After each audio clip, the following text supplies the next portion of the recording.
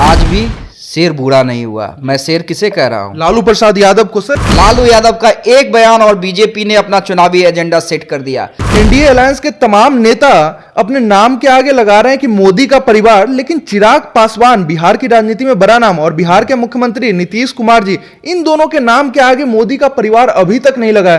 क्या लगता है, इन दोनों में अभी तक कोई नाराजगी है क्या? एनडीए में सब कुछ ठीक नहीं चल रहा है क्या? नीतीश कुमार अगर एक बार ये लगा लेते हैं तो ये तय मान लिया जाएगा कि उन्होंने भी नरेंद्र मोदी का नेतृत्व जो है वो स्वीकार कर लिया। चिराग पासवान मोदी के हनुमान कहे जाते हैं और अपने आप को वो बार बार कहते नजर आए कि मैं मोदी जी का हनुमान हूं और वो श्री राम है मेरे लिए, लेकिन उनका न लगाना क्या दिखाता है? सर नमस्कार, आप देख रहे हैं देशवा न्यूज में आपके साथ शुभम कृष्णा। देखिए, कल लालू प्रसाद यादव ने नरेंद्र मोदी पर बड़ा हमला बोला है। ये मोदी क्या है? मोदी कोई चीज है क्या? तुमको क्यों परिवार में कोई संतान नहीं तुमको हुआ बता? और तुम हिंदू भी नहीं है। और उसके बाद आज से जो है भाजपा के तमाम नेता अपने एक्स अकाउंट पर नाम के आगे मोदी का परिवार लगा रहे हैं। इन तमाम मुद्दों पे बातचीत करने के लिए हमारे साथ मौजूद है देशवा न्यूज के group editor Amit Jha. Sir, बहुत स्वागत है आपका। देखिए शुभम, आपने बिल्कुल सही कहा कि आज से बीजेपी ने अपना चुनावी जो एजेंडा है वो सेट कर दिया है कि उन्हें चुनाव में किस लाइन पे जाना है। देखिए, नरेंद्र मोदी लगातार परिवारवाद पर बोल रहे थे।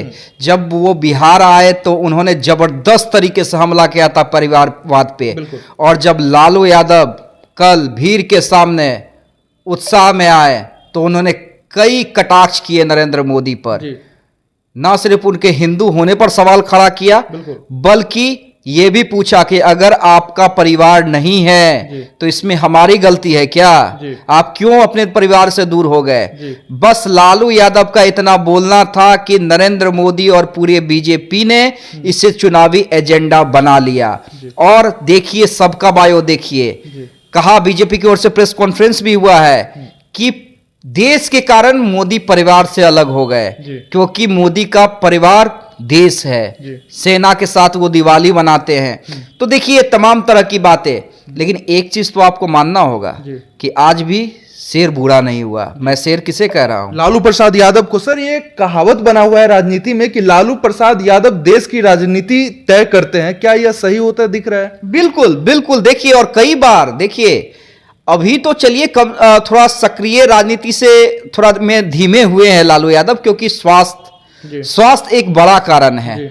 लेकिन फिर भी देखिए कि कल लालू यादव जब पहुंचे थे, आप देखिए तेजस्वी यादव के पास अब आरजेडी की पूरी कमान आ चुकी है और तेजस्वी यादव ही आरजेडी को लीड कर रहे हैं। लेकिन फिर भी आज चेहरा कौन है? लालू यादव है। भगवान के रूप में उनके समर्थक उन्हें पूछते हैं। कल भी जब मैं नेताओं और कार्यकर्ताओं से बातचीत कर रहा था तो तेजस्वी यादव के भी जिंदाबाद के नारे लग रहे थे, लेकिन शोर लालू यादव का सुनाई दे रहा था। आप देखिए कि जब राहुल गांधी बोल रहे थे तो उन्होंने क्या कहा कि मुझे पता है आप सब लोग लालू जी को सुनना चाहते हैं, लालू जी का इंतजार कर रहे हैं। और जब लालू यादव बोलने के लिए खड़े हुए तो देखिए किस तरह से शोर मचा। तो एक एजेंडा और देश की सबसे बड़ी पार्टी जो लगातार सत्ता में है, सर्वे बता रहे हैं कि इस बार भी सत्ता में आएगी, उसका चुनावी एजेंडा किसने सेट किया? लालू यादव ने।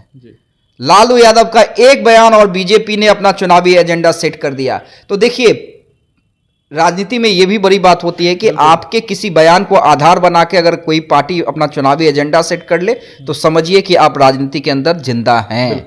और लालू यादव, मैं बार बार कह रहा हूं, लालू यादव बूढ़े जरूर हुए हैं, लेकिन शेर कभी बूढ़ा नहीं होता है। तो एक चीज तो ये है। अब दूसरा एंगल इसमें बड़ा इंटरेस्टिंग है शुभम, जिसपे हम चर्चा करने के लिए बैठे हैं। आप भी लगातार कह रहे थे कि देखिए सर, पारस ने भी लगा पशुपति। मैं वही सवाल करने वाला था कि सर देखिए, एनडीए अलायंस के तमाम नेता अपने नाम के आगे लगा रहे हैं कि मोदी का परिवार, लेकिन चिराग पासवान बिहार की राजनीति में बड़ा नाम और बिहार के मुख्यमंत्री नीतीश कुमार जी, इन दोनों के नाम के आगे मोदी का परिवार अभी तक नहीं लगा है। क्या लगता है इन दोनों में अभी तक कोई नाराजगी है क्या? एनडीए में सब कुछ ठीक नहीं चल रहा है क्या सर? नहीं, देखिए, नीतीश कुमार की जहां तक आप बात कीजिए, आप बिल्कुल सही कहा। पशुपति कुमार पारस ने अपने बायो के आगे लगा लिया है, क्योंकि बीजेपी के तमाम नेता A to Z, NDA alliance के सर, हम मैंने बीजेपी के तो तमाम नेता A to Z, मतलब अमित शाह से जेपी नड्डा से लेके जो बीजेपी के कार्यकर्ता, प्रखंड लेवल के कार्यकर्ता हैं, सभी लोगों ने अपना बायो चेंज कर दिया है और लगा लिया है मोदी मेरा परिवार, मोदी का परिवार। अब पशुपति कुमार पारस भी एनडीए के पार्टनर है, केंद्र में मंत्री हैं, बिल्कुल, उन्होंने भी अपना बायो चेंज कर लिया है। अब पिछली बार आप देखिए, हालांकि ये कहा जा सकता है कि भाई सभी पार्टियां अलग अलग है, लेकिन पिछली बार मुझे याद है जब ये लगा था मैं हूं चौकीदार जी, हाँ, तो न सिर्फ बीजेपी के बल्कि एनडीए के भी तमाम दलों ने ये लगाया था मैं हूं चौकीदार जी। अब सवाल आपने किया नीतीश कुमार और चिराग पासवान को लेकर, तो देखिए नीतीश कुमार का तो मैं नाराजगी नहीं कहूंगा, और नीतीश कुमार अभी तुरंत आए हैं गठबंधन के अंदर एनडीए में, और फिर से आपने देखा भी होगा कि नीतीश कुमार ने कहा कि अब हम आपको छोड़ के कभी नहीं जाएंगे। उस पर नरेंद्र मोदी ठहाका मारकर हंसे भी थे। तो और तेजस्वी प्रसाद यादव ने भी इस पे चुटकी ली कि मोदी जी आप इसकी गारंटी ले सकते हैं क्या? हाँ, मोदी जी आप क्या गारंटी ले सकते हैं क्या कि नीतीश जी फिर से पलटी नहीं मारेंगे? लेकिन देखिए, नीतीश कुमार का पलटी मारना अलग है, लेकिन नीतीश कुमार आज तक किसी भी गठबंधन में नीचे लेवल पे वो नहीं रहे हैं। मतलब उन्होंने अपने आगे किसी को नेता नहीं माना है। अगर आप अटल बिहारी वाजपेयी और आडवाणी और अरुण जेटली को छोड़ दीजिए तो, मतलब जो पुराने बीजेपी के लोग थे, तो नीतीश कुमार अगर एक बार ये लगा लेते हैं तो ये तय मान लिया जाएगा कि उन्होंने भी नरेंद्र मोदी का नेतृत्व जो है वो स्वीकार कर लिया है। तो नीतीश नहीं लगाएंगे। अच्छा, ये तय मानिए, नीतीश नहीं लगाएंगे। लेकिन चिराग पासवान मोदी के हनुमान कहे जाते हैं और अपने आप को वो बार बार कहते नजर आए कि मैं मोदी जी का हनुमान हूं और वो श्री राम है मेरे लिए, लेकिन उनका न लगाना क्या दिखाता है सर? देखिए, अब चिराग का नहीं लगाना ये साफ इंडिकेशन है कि चिराग पासवान अब इतनी जल्दी में ये स्टेप नहीं उठाना चाहते हैं। अगर सब कुछ सही हो गया होता, सब कुछ सेट हो गया होता, सेट होने का मतलब टिकट बंटवारे से है क्या सर? बिल्कुल, टिकट बंटवारे ही से लेकर है। देखिए, चिराग पासवान भी जान रहे हैं कि बीजेपी में कई दल हैं, अभी मतलब एनडीए में कई दल हैं। आपने देखा भी होगा कि बिहार में सीटों का एक भी सीट फाइनलाइज नहीं हुई है। 195 सीट, अब तो 194, क्योंकि पवन सिंह ने अपना नाम वापस ले लिया है।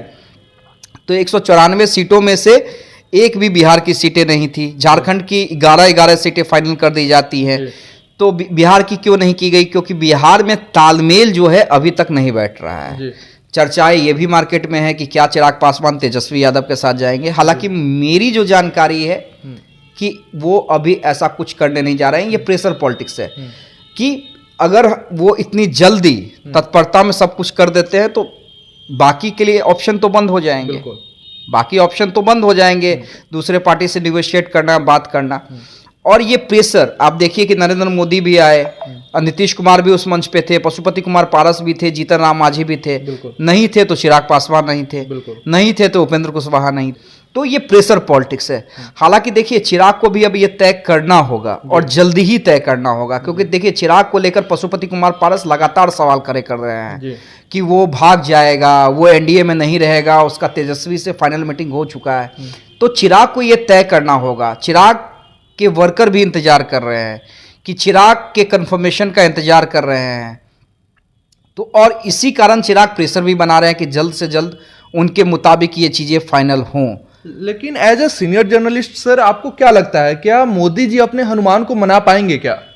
देखिए, अगर मनाना नहीं होता तो जेपी नड्डा नीतीश की वापसी के बाद उन्हें चार्टर फ्लाइट से नहीं लाते जी। हाँ, लेकिन सीटों को लेकर पसोपेश तो फंसा हुआ है, इसमें कहीं कोई संशय नहीं है, क्योंकि जेडीयू भी कह रही है कि हम इतने सीट पे कम पे क्यों लड़ें। हम सिटिंग सीट पे तो लड़ेंगे ही लड़ेंगे, जो जितने सीटें हुए हैं। बीजेपी अपनी कितनी सीटें कम करे, फिर उपेंद्र कुशवाहा है, वो मुंह फुलाए हुए हैं कम से कम 2 सीट के लिए। मांझी जी है। हाँ, पशुपति कुमार पारस भी हरे हुए हैं। मांझी जी को तो बातचीत हो गई है। अब चिराग पासवान भी हैं, वो चाह रहे हैं कि भाई पहले जो हमारी जो सीटें रही हैं वो सीटें हमें मिले। तो ये तमाम तरह के दांव पेच है और इसी को कहते हैं प्रेशर पॉलिटिक्स। लेकिन मेरा ये मानना है और कि चिराग को जल्द से जल्द चीजें तय करनी होगी, क्योंकि अब इलेक्शन में ज्यादा दिन बचा नहीं है। जल्द से जल्द उन्हें एक क्लियर फैसला लेना होगा। बीजेपी तो खुलकर आना होगा, बीजेपी नहीं तो वो भी खुलकर आना होगा। जी, चलिए इन तमाम मुद्दों पे आप क्या कुछ सोचते हैं, कमेंट में अपनी प्रतिक्रियाएं जरूर रखें। बहुत बहुत धन्यवाद।